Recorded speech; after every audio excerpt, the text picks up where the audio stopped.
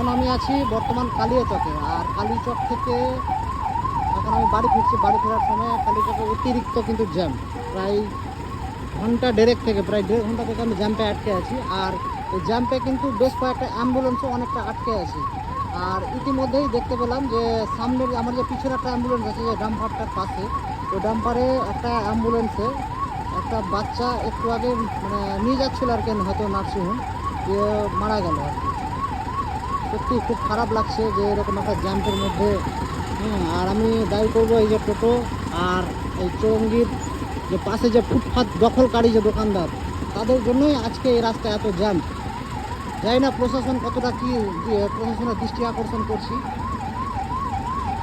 জানি না মানে কতটা এরা যতক্ষণ না এরা ওই ফুটপাত দখল মুক্ত হবে আর টোটো মুক্ত হবে, ততক্ষণ না জ্যাম্পের কোনো বিকল্প কিছু একটা হবে না। আমি প্রায় 1.5 ঘন্টা থেকে দাঁড়িয়ে আছি। যদুপুর থেকে কালীচক ঢুকতে মোটামুটি 1.5 ঘন্টা টাইম লাগছে। ভাবা যায় কি অবস্থা। এই যে অ্যাম্বুলেন্স থাকতে পড়ে আছে। মানুষের জীবনের কোনো দাম নাই।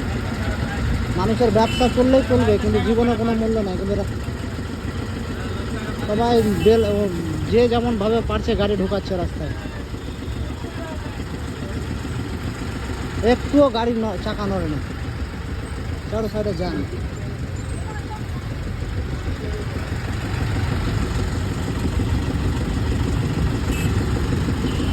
এদিকে কতদূর থেকে জাম্প আছে? এদিকে কতদূর থেকে জাম্প আছে? যদুপুর অব্দি। আমি তো যদুপুর অব্দি থেকে দেখতে পেলাম।